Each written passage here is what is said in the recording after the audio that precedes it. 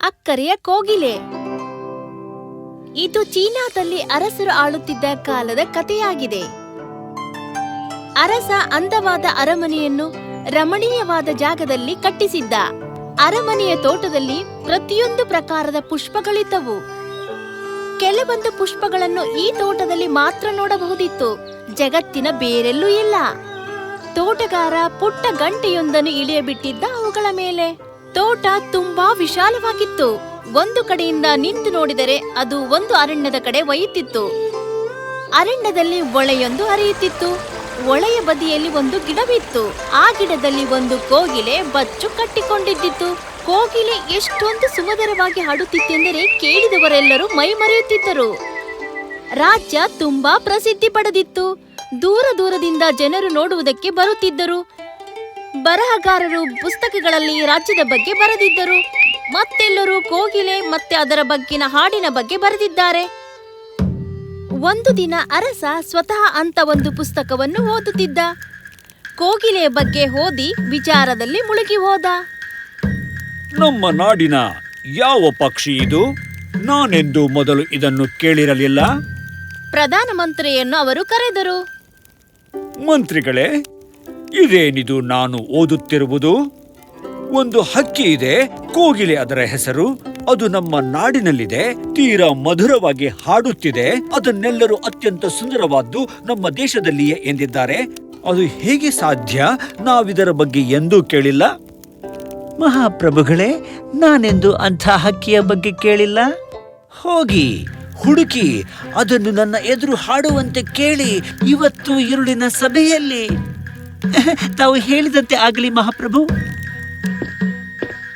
ಪ್ರಧಾನಮಂತ್ರಿಯವರು ಧಾವಿಸಿ ಬಂದರು. ಅರಸನ ಅಪ್ಪಣೆಯನ್ನು ಕೇಳಿ ಮೇಲೆ ಮತ್ತು ಕೆಳಗೆ, ಎಡ ಬಲ ಆತ ಎಲ್ಲರನ್ನು ಭೇಟಿಯಾದ ಅರಮನೆಯಲ್ಲಿ. ಆದರೆ ಕೋಗಿಲೆಯ ಬಗ್ಗೆ ಯಾರೂ ಸಹ ಕೇಳಿರಲಿಲ್ಲ. ಮತ್ತಾತ ಮತ್ತೊಮ್ಮೆ ಅರಸನ ಬಳಿಗೆ ಹೋದನು. ಮಹಾಪ್ರಭುಗಳೇ, ಬರಹಗಾರರು ತಮ್ಮ ಬರಹಗಳಲ್ಲಿ ಹಕ್ಕಿಯ ಬಗ್ಗೆ ತಮ್ಮ ತಮ್ಮ ಕಲ್ಪನೆಯ ರೂಪದಲ್ಲಿ ಬರೆದಿದ್ದಾರೆ. ಮತ್ತೆ ಯಥಾಸ್ಥಿತಿಯಲ್ಲಿ ಆ ತರಹದ ಪಕ್ಷಿ ಬಹುಶಃ ಇರಲಿಕ್ಕಿಲ್ಲ. ಇಲ್ಲ, ಜಪಾನಿನ ಅರಸ ಈ ಪುಸ್ತಕವನ್ನು ನನಗೆ ಕಳಿಸಿದ್ದಾನೆ. ಪುಸ್ತಕದಲ್ಲಿ ಹೇಳಿದ್ದು ಯಾವುದು ಮಿಥ್ಯ ಆಗಿರಲು ಸಾಧ್ಯವಿಲ್ಲ. ನಾನು ಕೋಗಿಲೆಯ ಹಾಡು ಕೇಳಬಯಸುತ್ತೇನೆ. ನನ್ನ ಎದುರಿಗೆ ಕರೆದುಕೊಂಡು ಬನ್ನಿ. ಸಾಯಂಕಾಲದವರೆಗೆ, ಇಲ್ಲದಿದ್ದರೆ ಇಡೀ ನಾಡು ಶಿಕ್ಷೆಗೆ ಗುರಿಯಾಗಬೇಕಾಗುತ್ತದೆ. ಪ್ರಧಾನಮಂತ್ರಿಗೆ ಬೇರೆ ದಾರಿಯೇ ಉಳಿಯಲಿಲ್ಲ. ಅವರು ಪ್ರತಿಯೊಬ್ಬರನ್ನು ಕೇಳಲು ಪ್ರಾರಂಭಿಸಿದರು ಹಕ್ಕಿಯ ಬಗ್ಗೆ. ಕೊನೆಗೆ ಅವರು ಒಂದು ಚಿಕ್ಕ ಹುಡುಗಿಯನ್ನು ಭೇಟಿಯಾಗುತ್ತಾರೆ. ಕೋಗಿಲೆ, ಹೌದು, ನಾನು ನೋಡಿದ್ದೇನೆ ಅದನ್ನು. ಅದರ ಹಾಡನ್ನು ಕೇಳಿದ್ದೇನೆ. ನದಿ ಹತ್ತಿರ ವಾಸಿಸುತ್ತದೆ. ಕೇಳಿಲ್ಲಿ, ನೀನು ನನ್ನ ಕೋಗಿಲೆಯ ಬಳಿಗೆ ಕರೆದುಕೊಂಡು ಹೋದರೆ ನಾನು ನಿನಗೆ ಬಹುಮಾನವನ್ನು ಕೊಡುತ್ತೇನೆ. ಒಂದು ಕಡೆ ಮಂತ್ರಿಗಳು ಹುಡುಗಿಯ ಸಂಗಡ ಅಡವಿಯ ಕಡೆಗೆ ಹೋದರು. ಮತ್ತೊಂದು ಕಡೆ ಆತ ದೂತನನ್ನು ಅರಸರ ಬಳಿಗೆ ಕಳಿಸಿದ, ಹಕ್ಕಿಯು ಸಿಕ್ಕಿದೆ ಎಂದು. ಇಬ್ಬರು ಕೋಗಿಲೆಯ ಹಾಡುವ ಅಡವಿಯ ಭಾಗಕ್ಕೆ ಬಂದು ಮುಟ್ಟಿದರು. ಕೋಗಿಲೆ ತನ್ನ ಹಾಡನ್ನು ಹಾಡಲು ಪ್ರಾರಂಭಿಸಿತು. ಆಗ ಸಣ್ಣ ಹುಡುಗಿ ಹೇಳಿತು, ನೋಡಿ ಅಲ್ಲಿ, ಅದೇ ಆ ಹಕ್ಕಿಯ ಬಗ್ಗೆ ನಾ ಹೇಳಿತು. ಮಂತ್ರಿಯು ಹುಡುಗಿ ಏನು ಹೇಳಿದಳೆಂದು ಅದನ್ನು ಕೇಳಿಸಿಕೊಳ್ಳಲಿಲ್ಲ. ಅವರು ಕೋಗಿಲೆಯ ಹಾಡಿನಿಂದ ಮೋಹಿತರಾದರು. ನೀವದನ್ನು ಕೇಳಿದಿರೇನು? ಯಾರಾದರೂ ಅದರ ಹಾಡು ಕೇಳಿದ ಮೇಲೆ ಮರೆಯಲು ಸಾಧ್ಯವಿಲ್ಲ. ನಾನೆಂದು ಇಷ್ಟೊಂದು ಸುಮಧುರ ಹಾಡು ಕೇಳಿರಲಿಲ್ಲ. ಕರೆನ ಅರಸರು ಹರ್ಷಿತರಾಗುತ್ತಾರೆ ಇದನ್ನು ಕೇಳಿದರೆ. ನನ್ನ ಅಕ್ಕರೆಯ ಕೋಗಿಲೆ, ಅರಮನೆಗೆ ಬಂದು ಬಿಡು. ಅರಸರು ನಿನ್ನ ಹಾಡು ಕೇಳಲು ಬಯಸುತ್ತಾರೆ. ಇದು ನನಗೆ ತುಂಬಾ ಹೆಮ್ಮೆ ಅನಿಸುತ್ತದೆ. ಅರಸರು ನನ್ನನ್ನು ಕರೆದಿದ್ದಕ್ಕೆ ನಾನು ಕರೇನ ಬರುತ್ತೇನೆ. ಕೋಗಿಲೆಯನ್ನು ಜೊತೆಗೆ ಕರೆದುಕೊಂಡು ಅವರು ಅರಮನೆಯ ಕಡೆಗೆ ಹೊರಟರು.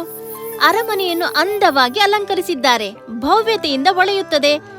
ಅರಸರು ತಮ್ಮ ಸಿಂಹಾಸನದ ಮೇಲೆ ಆಸೀನರಾಗಿದ್ದಾರೆ. ಸಭೆಯು ಎಲ್ಲ ಸದಸ್ಯ ಅರಸರು ಪರಿವಾರದವರು ಉಪಸ್ಥಿತರಿದ್ದರು.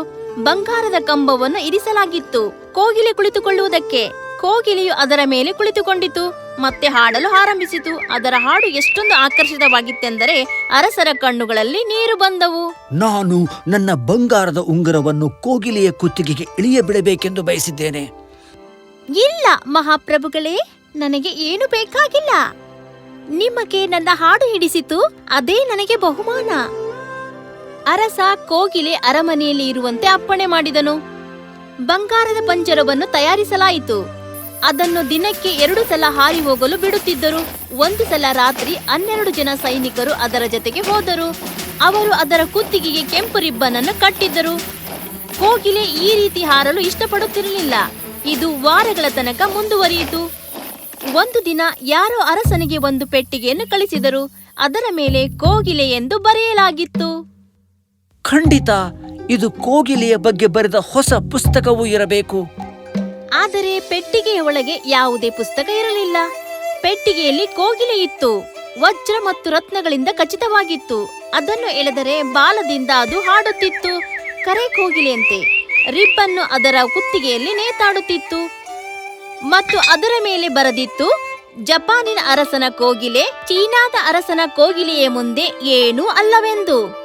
ಆಗ ಎಲ್ಲರಿಗೂ ಸಂತಸವಾಯಿತು. ಕೃತಕವಾದ ಕೋಗಿಲೆಯನ್ನು ಮಾಡಿದ್ದು ಕೇಳಿ. ಎಂಥ ಆತಿಥ್ಯ! ಈ ಎರಡೂ ಜೊತೆ ಜೊತೆಯಾಗಿ ಹಾಡುವಂತೆ ಮಾಡೋಣವೇ ನಾವು? 2 ಕೋಗಿಲೆಗಳು ಜೊತೆಯಾಗಿ ಹಾಡುವಂತೆ ಮಾಡಿದರು. ಆದರೆ ಅವರು ಜೊತೆಯಾಗಿ ಹಾಡುವುದು ಅಷ್ಟೊಂದು ಹಿಡಿಸಲಿಲ್ಲ. ಕರೆ ಕೋಗಿಲೆ ತನಗೆ ಅನಿಸಿದ್ದನ್ನು ಹಾಡಿತು. ಕೃತಕ ಕೋಗಿಲೆ ಅದರಲ್ಲಿ ತುಂಬಿದ ಹಾಡುಗಳನ್ನು ಮಾತ್ರ ಹಾಡಿತು. ಇದು ಕೃತಕ ಕೋಗಿಲೆಯ ತಪ್ಪು ಆಗಿರುವುದಿಲ್ಲ. ಅದು ಅದಕ್ಕೆ ಕಲಿಸಿದ ಹಾಡುಗಳನ್ನು ಮಾತ್ರ ಹಾಡುತ್ತದೆ. ಆಗ ಕೃತಕ ಕೋಗಿಲೆ ಕೇವಲ ಆಡುವುದಕ್ಕೆ ಮಾತ್ರ ಮಾಡಿದೆ.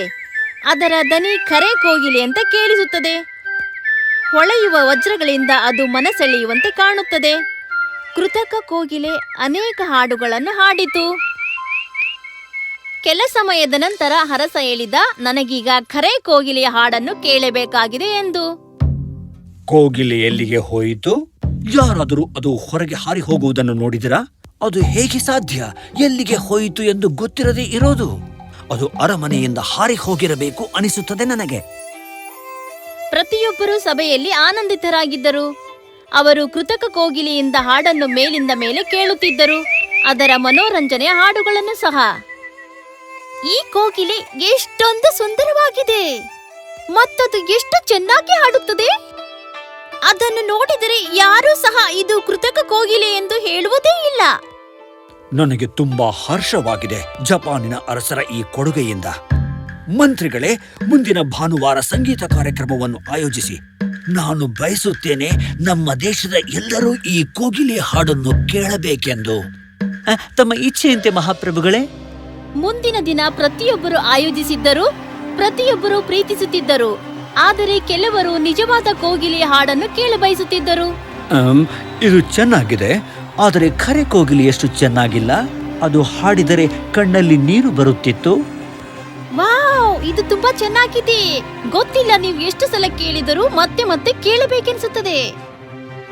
ಕೃತಕ ಕೋಗಿಲೆಯನ್ನು ಸಹ ಅರಸನ ಮಲಗುವ ಕೋಣೆಯಲ್ಲಿ ಇಡಲಾಯಿತು. ಅರಸ ಮಲಗುವ ಮುಂಚೆ ಅದರ ಹಾಡುಗಳನ್ನು ಕೇಳುತ್ತಿದ್ದ. ಮತ್ತದಕ್ಕೆ ಸಭೆಯ ಹಾಡುಗಾರ್ತಿ ಎಂದು ಹೆಸರಿಟ್ಟ. ಹೆಸರನ್ನು ರಿಬ್ಬನಿನ ಮೇಲೆ ಬರೆಯಲಾಯಿತು ಮತ್ತದನ್ನು ಕುತ್ತಿಗೆಗೆ ಕಟ್ಟಲಾಯಿತು. ಮತ್ತೀಗ ಕೃತಕ ಕೋಗಿಲೆಯ ಬಗ್ಗೆ ಪುಸ್ತಕಗಳನ್ನು ಬರೆಯಲಾಯಿತು. ಮತ್ತದರ ಖ್ಯಾತಿ ಬಹುದೂರದವರೆಗೆ ಹರಡಿತು. 1 ವರ್ಷದ ನಂತರ ಅರಸ ಮತ್ತಾತನ ಸಭೆಯವರು ಅದರ ಒಂದು ಹಾಡನ್ನು ಕಲಿತರು. ಅದು ಹಾಡಲು ಹತ್ತಿದ ಕೂಡಲೇ ಅದರೊಂದಿಗೆ ಜನರು ಹಾಡತೊಡಗಿದರು. ಆದರೆ ಒಂದು ದಿನ ഇരുಳು ಕೃತಕ ಕೋಗಿಲೆ ಅರಸನಿಗೆ ಹಾಡುತ್ತಿತ್ತು. ಏನೋ ಒಡೆದಂತೆ ಕೇಳಿಸುತ್ತಿತ್ತು ಒಳಗಿನಿಂದ. ಮತ್ತೆ ಮರುದಿನ ಮುಂಜಾನೆ ಅರಸನು ಈ ಗಡಿಯಾರವನ್ನು ತಯಾರಿಸುವಾತನ ಕಡೆಗೆ ಇದನ್ನು ಕಳುಹಿಸಿಕೊಟ್ಟ. ಮಹಾಪ್ರಭುಗಳೇ, ನಾನೀ ಯಂತ್ರವನ್ನು ಪೂರ್ತಿಯಾಗಿ ಪರೀಕ್ಷಿಸಿದ್ದೇನೆ. ಮೇಲಿಂದ ಮೇಲೆ ಹಾಡೋದ್ರಿಂದ, ಅತಿಯಾಗಿ ಹಾಡಿದ್ರಿಂದ ವಾಯರ್ಗಳು, ಜೋಡಣೆಗಳು ಕೆಟ್ಟ ರೀತಿಯಲ್ಲಿ ಹರಿದು ಹೋಗಿವೆ. ಇದನ್ನು ಜೋಡಿಸುವುದಕ್ಕೆ ಪ್ರಯತ್ನಿಸಿದರೆ ಇದು ತನ್ನ ಧ್ವನಿಯನ್ನು ಕಳೆದುಕೊಳ್ಳಬಹುದು. ನನಗಿದನ್ನು ಹೇಳುವುದು ಖೇದವೆನಿಸುತ್ತದೆ. ಇದೆಂದು ಇನ್ನು ಮುಂದೆ ಮತ್ತೆ ಹಾಡಲಾರದು. ಇದನ್ನು ಕೇಳಿದ ಇಡೀ ದೇಶವು ದುಃಖದಲ್ಲಿ ಮುಳುಗಿತು. ಕೋಗಿಲೆ ಅವರ ಮನೋರಂಜನೆಯ ಮೂಲವಾಗಿತ್ತು ಅವರೆಲ್ಲರಿಗೆ. 5 ವರ್ಷಗಳು ಗತಿಸಿವೆ. ಅರಸನಿಗೆ ಮೈಯಲ್ಲಿ ಹುಷಾರಿಲ್ಲ. ಆರೋಗ್ಯ ಹದಗೆಟ್ಟು ಹೋಗಿದೆ. ಪ್ರಜೆಗಳು ಅರಸನು ಗುಣ ಆಗುವಂತೆ ಪ್ರಾರ್ಥಿಸುತ್ತಿದ್ದಾರೆ. ಮಹಾಪ್ರಭುಗಳೇ, ದಯವಿಟ್ಟು ನೀವು ಏನಾದರೂ ತೆಗೆದುಕೊಳ್ಳಿ. ನಿಮಗೆ ಏನನ್ನು ತಂದುಕೊಡಲಿ? ಅರಸ ಏನನ್ನು ಹೇಳಲಿಲ್ಲ. ಅರಸ ತೀರಾ ಬಲಹೀನನಾಗುತ್ತಿದ್ದ. ಅರಸನನ್ನು ಬದುಕಿಸಿಕೊಳ್ಳುವುದು ಅಸಾಧ್ಯವೆಂದು ತೋರುತ್ತಿತ್ತು. ಉಸಿರಾಡಲು ಆತನಿಗೆ ಕಷ್ಟವಾಗುತ್ತಿತ್ತು. ಅರಸನಿಗೆ ಏನೂ ನೆನಪಿರಲಿಲ್ಲ. ಹಾಡು ಹಾಡು ನನ್ನ ಅಕ್ಕರೆಯ ಕೋಗಿಲೆ, ಹಾಡು. ನಾನು ನಿನಗೆ ಎಷ್ಟೊಂದು ಬಹುಮಾನ ಕೊಟ್ಟಿದ್ದೇನೆ, ನೀನು ನನಗಾಗಿ ಇಷ್ಟು ಮಾಡಲಾರೆ ಏನು? ಹಾಡು ಹಾಡು. ಆದರೆ ಕೋಗಿಲೆಯು ಮಿಸುಕಲಿಲ್ಲ. ಆ ಕ್ಷಣಗಳಲ್ಲಿ ಒಮ್ಮೆಲೆ ಅರಸ ಹಾಡುವುದನ್ನು ಕೇಳಿದ ಕಿಟಕಿಯ ಹೊರಗಿನಿಂದ. ಆಸೆಯ ಕಿರಣ, ಆನಂದ ಅರಸನ ಮುಖದಲ್ಲಿ ಅರಳತೊಡಗಿತು. ಸ್ವಲ್ಪ ಸಮಯದ ನಂತರ ಅರಸನಿಗೆ ಅನಿಸಿತು ಕಿಟಕಿಯಲ್ಲಿ ಹಕ್ಕಿಯು ಮೊಬ್ಬಾಗಿ ಕಾಣುತ್ತಿದೆ ಎಂದು. ಅರಸ ಕಣ್ಣುಗಳನ್ನು ತೆರೆಯಲು ಪ್ರಯತ್ನಿಸಿದ. ಮತ್ತೆ ನೋಡಿದ, ಖರೇನ ಕೋಗಿಲೆ ಕಿಟಕಿಯಲ್ಲಿ ಕುಳಿತಿತ್ತು. ಅದು ಹಾಡುತ್ತಿತ್ತು. ನೀನು ತಿರುಗಿ ಬಂದೆ, ಹಾಡು ಹಾಡು ನನ್ನ ಅಕ್ಕರೆಯ ಕೋಗಿಲೆಯೇ. ಕೋಗಿಲೆ ಸ್ವಲ್ಪ ಹೆಚ್ಚು ಸಮಯದ ತನಕ ಹಾಡಿತು ಅಲ್ಲಿ. ಅರಸನ ಆನಂದವು ಹೆಚ್ಚಾಯಿತು. ಪ್ರತಿಯೊಂದು ಪಂಕ್ತಿಯಿಂದ ಆತನ ಜೀವನವು ಕ್ರಮೇಣ ನವಚೇತನವನ್ನು ಪಡೆಯುತ್ತಲಿತ್ತು. ಧನ್ಯವಾದ, ಧನ್ಯವಾದವು ನಿನಗೆ ನನ್ನ ಅಕ್ಕರೆಯ ಕೋಗಿಲೆಯೇ. ನೀನ್ಯಾಕೆ ನನ್ನ ಬಿಟ್ಟು ಹೋಗಿದ್ದೆ? ಆದರೆ ಇವತ್ತು ಬಂದು ನನ್ನಲ್ಲಿ ಹೊಸ ಜೀವನವನ್ನು ತುಂಬಿರುವೆ. ನಾನಿದನ್ನು ಹೇಗೆ ತೀರಿಸಲಿ ನಿನಗೆ? ಮಹಾಪ್ರಭುಗಳೇ, ನೀವಾಗಲೇ ನನಗೆ ಬಹುಮಾನ ಕೊಟ್ಟಿದ್ದೀರಿ. ನನಗಿನ್ನೂ ನೆನಪಿದೆ, ನಾನು ಮೊದಲ ಸಲ ನಿಮ್ಮ ಮುಂದೆ ಹಾಡಿದ್ದು, ನಿಮ್ಮ ಕಣ್ಣಲ್ಲಿ ನೀರು ಬಂದಿತ್ತು ಆಗ. ಅದಕ್ಕಿಂತ ಉತ್ತಮವಾದ ಬಹುಮಾನ ಇನ್ನೇನು ಬೇಕು ಕಲಾವಿದನಿಗೆ? ಕೋಗಿಲೆ ಇನ್ನೊಂದು ಹಾಡನ್ನು ಹಾಡಿತು. ಅದನ್ನು ಕೇಳಿದ ಅರಸ ನಿದ್ರೆ ಹೋದ. ಆತ ಮಲಗಿದನ್ನು ನೋಡಿತು. ಆತ ಗಾಢವಾಗಿ ಮಲಗಿದಂತೆ ಕಂಡು ಬಂದಿತು. ತುಂಬಾ ಸಮಯದ ನಂತರ ಮರುದಿನ ಮುಂಜಾನೆ ಅರಸನಿಗೆ ಎಚ್ಚರವಾದಾಗ ಕಿಟಕಿಯಿಂದ ಸೂರ್ಯಕಿರಣಗಳು ಬರುತ್ತಿದ್ದವು. ಕೋಗಿಲೆ ಆತನ ಮಗ್ಗುಲಲ್ಲಿ ಕುಳಿತಿತ್ತು. ಅರಸ ಎಂದಿಗಿಂತ ಸುಧಾರಿಸಿದಂತೆ ಕಂಡು ಬಂದನು. ನನ್ನ ಜೊತೆಗೆ ಇರು ಶಾಶ್ವತವಾಗಿ ನನ್ನ ಅಕ್ಕರೆಯ ಕೋಗಿಲೆ. ನಿನಗೆ ಹಾಡಬೇಕು ಅನಿಸಿದಾಗ ಮಾತ್ರ ಹಾಡು. ನಾನೆಂದು ನಿನಗೆ ಒತ್ತಾಯ ಮಾಡಲಾರೆ ಮತ್ತೆ. ಇಲ್ಲ ಮಹಾಪ್ರಭುಗಳೇ, ನಾನು ಅರಮನೆಯಲ್ಲಿ ವಾಸಿಸಲಾರೆ. ಯಾವಾಗ ನನಗೆ ನೋಡಬೇಕನಿಸಿದಾಗ ನಾನಲ್ಲಿಗೆ ಬರುತ್ತೇನೆ. ನಾನು ಸಮೀಪದಲ್ಲೇ ಗೂಡನ್ನು ಕಟ್ಟುತ್ತೇನೆ. ನಿಮಗೆ ಬೇಕಾದಗೊಮ್ಮೆ ನಾನಿಲ್ಲಿ ಹಾರಿ ಬರುತ್ತೇನೆ. ನಿಮಗಾಗಿ ಹಾಡುತ್ತೇನೆ. ನನ್ನ ಹಾಡಿನಿಂದ ಇಡೀ ಸಾಮ್ರಾಜ್ಯದ ಸುದ್ದಿಯನ್ನು ಹೇಳುತ್ತೇನೆ ನಿಮಗೆ. ಆದರೆ ನೀವು ನನಗೆ ಒಂದು ವಚನವನ್ನು ಕೊಡಬೇಕು. ಖಂಡಿತ ಹೇಳು, ನಿನಗೆ ಬೇಕಾದ್ದನ್ನು ಕೊಡಲು ತಯಾರಿದ್ದೇನೆ ನಾನು. ನಾನು ಹೇಳಿದ ಎಲ್ಲವನ್ನು ಯಾರಿಗೂ ಹೇಳಬಾರದು. ಆದರೆ ನಾನು ಸಾಮ್ರಾಜ್ಯದ ಬಗ್ಗೆ ಎಲ್ಲವನ್ನೂ ಹೇಳುತ್ತೇನೆ. ಒಳ್ಳೆಯದು, ನಾನೊಪ್ಪಿದೆ. ಇದನ್ನು ಹೇಳಿ ಕೋಗಿಲೆ ಹಾರಿ ಹೋಯಿತು. ಅರಸನಿಗೆ ಅರಿವಾಯಿತು, ನಾವು ಹಕ್ಕಿಗಳನ್ನು ಹಿಡಿದು ಪಂಜರದಲ್ಲಿ ಇಡಬಾರದೆಂದು. ಅವುಗಳಿಗೂ ಸಹ ಹಕ್ಕಿದೆ ತಮ್ಮ ಇಷ್ಟದಂತೆ ಇರುವುದಕ್ಕೆ. ಯಾರು ಯಾರನ್ನು ಗುಲಾಮರಾಗಿ ಇಟ್ಟುಕೊಳ್ಳಬಾರದು. ಹಕ್ಕಿಗಳು ನೆಮ್ಮದಿಯಾಗಿರುತ್ತವೆ ಸ್ವತಂತ್ರವಾಗಿ ಹಾರಾಡುವಾಗ ಮತ್ತು ಗಿಡಗಳಲ್ಲಿ, ಅಡವಿಯಲ್ಲಿ ಹಾಡುವಾಗ. ಆದರೆ ಅವುಗಳ ಕರೆಯೊಂದರ ವಾಸಸ್ಥಾನ 4 ಗೋಡೆಗಳ ನಡುವೆ ಅರಮನೆಯಲ್ಲಿ ಮನುಷ್ಯರು ವಾಸಿಸುವ ಸ್ಥಾನ ಅಲ್ಲ. ಕೆಲ ಸಮಯದ ನಂತರ ಮಂತ್ರಿಯು ಅರಸನನ್ನು ನೋಡಲು ಬಂದನು. ಈಗ ಅರಸ ಹಾಸಿಗೆಯ ಮೇಲೆ ಇರಲಿಲ್ಲ. ಕಿಟಕಿಯ ಬಳಿ ನಿಂತಿದ್ದನು ಮುಗುಳ್ನಗುತ್ತಾ. ಪ್ರಧಾನಮಂತ್ರಿಯು ಈ ಶುಭ ಸಂದೇಶವನ್ನು ನಾಡಿನ ಪ್ರಜೆಗಳೆಲ್ಲರಿಗೂ ತಿಳಿಸಲು ಧಾವಿಸಿದನು. ಇಡೀ ನಾಡು ಸಂಭ್ರಮಗೊಂಡಿತು.